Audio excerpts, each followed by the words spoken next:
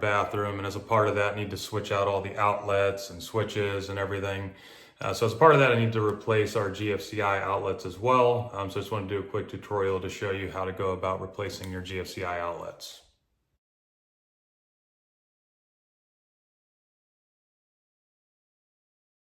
Before I jump into that install though, just to give you a quick bit of background. So the reason you need GFCIs in your bathroom in the first place is because those outlets are near running water or wet locations. So it's an extra safety measure in case water happens to get into the outlet. This will automatically cut off the power so that you don't risk any type of electrical shock. Now, as long as the outlets in your bathroom are wired up correctly, you don't actually need a GFCI switch into every single location.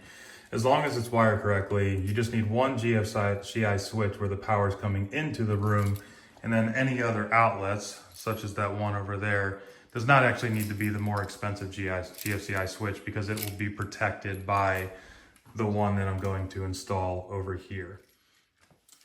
Just to show the comparison between a normal switch and a GFCI switch, on the normal one, you're going to have 2 gold terminals on one side, 2 silver terminals on the other side.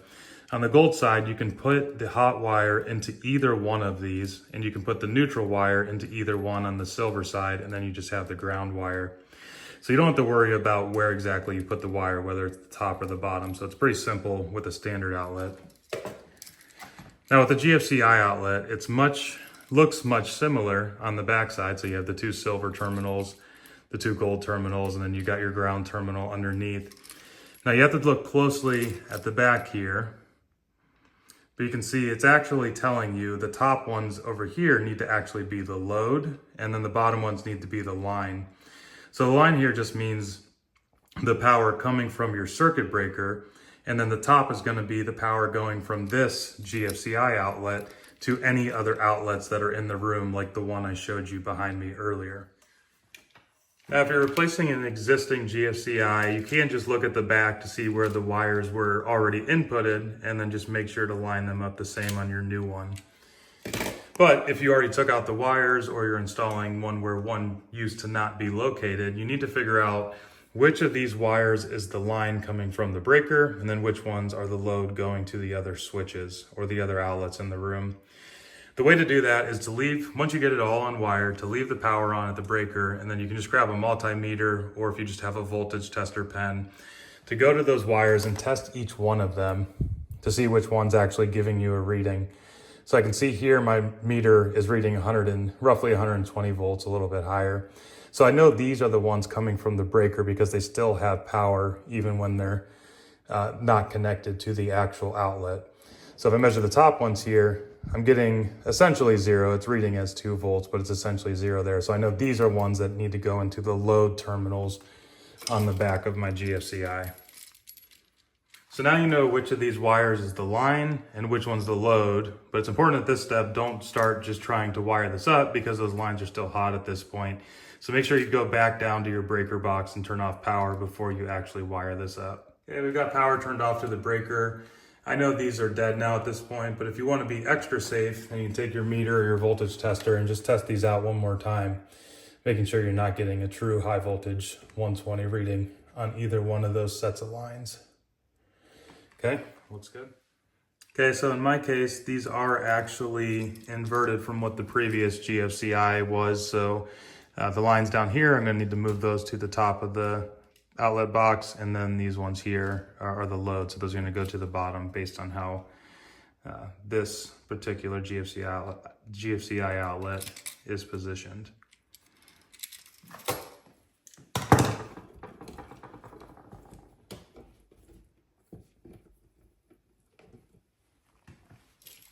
Okay, now we just need to wire each one of those wires into the appropriate terminal on here. And just a reminder, the black wires go into the gold terminals, the white wires go into the silver terminals. And just to show you, the wire will actually just slide right into that hole there, and then when you tighten down the screw, it's going to make sure it's making a good connection. It's not going to fall out of there.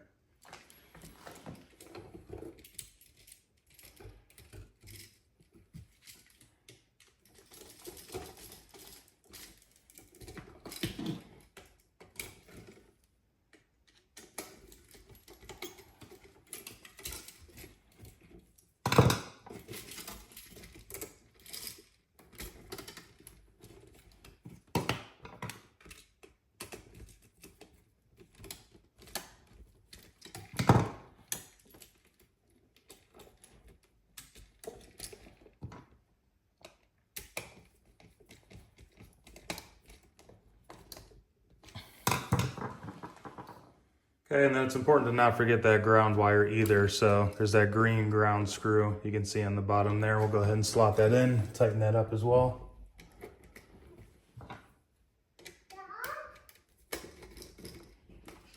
Now before you screw this back into the wall and put the plate on, it's always best to go down to the breaker, turn the power back on, and then just plug something in to make sure it's actually working as expected. Okay, the power's back on at the breaker, so now I'm just gonna use this simple plug here. It's actually a smart plug. It'll light up whenever it's powered on, just to make sure both outlets are powered as expected. Okay, so you can see that's lighting up, that's working. Now let's go over to the other outlet. Just check the same thing as well. This is the one that's on the load side. A little hard to see there, but you can see it's lighting up, so both outlets are currently working.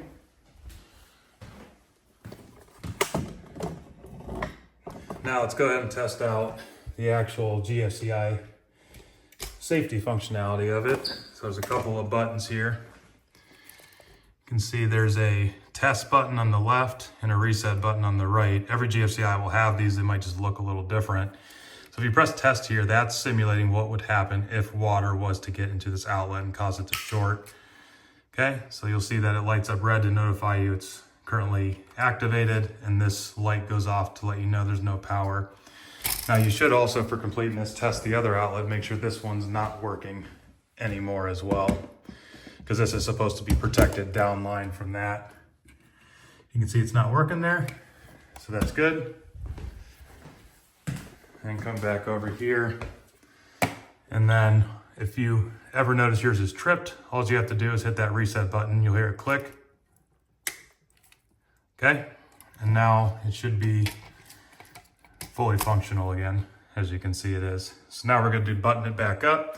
Before you do that, you really should go back down to the breaker. You don't want to accidentally put your fingers between those terminals on the hot side and these terminals on the neutral side when you're trying to do that. So I'll go ahead and turn that off real quick. Okay, breaker's off now. I spent a little bit of time just fudging with the wires to make sure they're going to go back into the box. These tend to be a little bit bulky because they're usually the 12 gauge wire, which is a little bit thicker. But I did get those screws started on the top and bottom. I'll just go ahead and finish those off.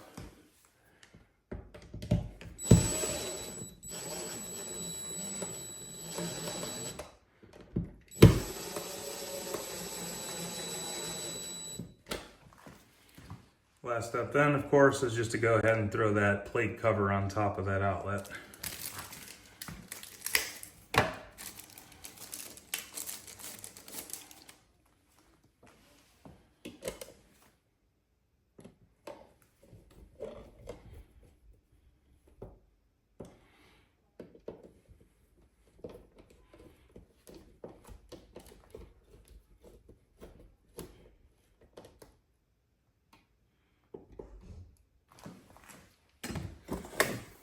Okay, and you're all set.